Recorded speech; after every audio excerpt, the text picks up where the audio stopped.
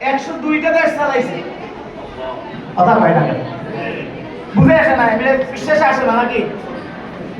ওমর রাদিয়াল্লাহু তাআলা আনহু খেলাফতের 12 বছরের সীমানায় ছিলেন। হযরত আবু বকর রাদিয়াল্লাহু 2 বছরের অধিক ছিলেন।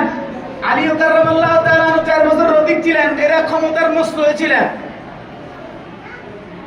ওমর রাদিয়াল্লাহু তাআলা আনহু রাতের আধারে ঘুরতেন কয়েকটা কারণে, প্রজাদের অবস্থা জানার জন্য এবং রাষ্ট্রীয় অবস্থা কি এবং রাষ্ট্রের প্রজাদের অবস্থা কি এটা জানার জন্য তিনি জানতেছেন। একদিন রওনা দিয়া ইয়েমেন অথবা কোন এক এলাকায় যাইতেছেন, হঠাৎ করে এক বুড়িমার ঘরে ঢুকছে। ঢুকে কয়, বুড়িমা আপনার খবর কি গো?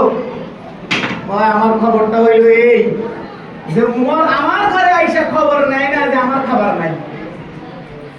আরে কয় ওমর রাদিয়াল্লাহু তাআলা বলতেছেন, ওমর রাদিয়াল্লাহু তাআলা বাইতুল মালের সেই গোডাউনে গেছেন, সেখান থেকে কিছু আটা রুটি আইনা নিয়ে সব এইলা খাওয়াইছে। খাওয়াইয়া মহিলাবার জবাব দেয়, আরে তুমি না হইয়া যদি, আরে উমর না হইয়া যদি তুমি যদি প্রধানমন্ত্রী হইতা, তুমি যদি আমিরুল মুমিনিন হইতা তাইলে বানাইতা। ওমর রাদিয়াল্লাহু তাআলা কয়, আপনাদের এত কিছু কইলাম, আমার পরিচয়টা একটু দিবেন না? আমি কে একটু দিবেন না? কহ এটাও তো একটা কথা, বুঝি কি আমি ওমর বললা দিবেন না? তবে বুড়িমা আপনি একটা কথা কইছেন যে আল্লাহর কাছে সব আপনি আমার বিচার দিবেন কইছিলেন।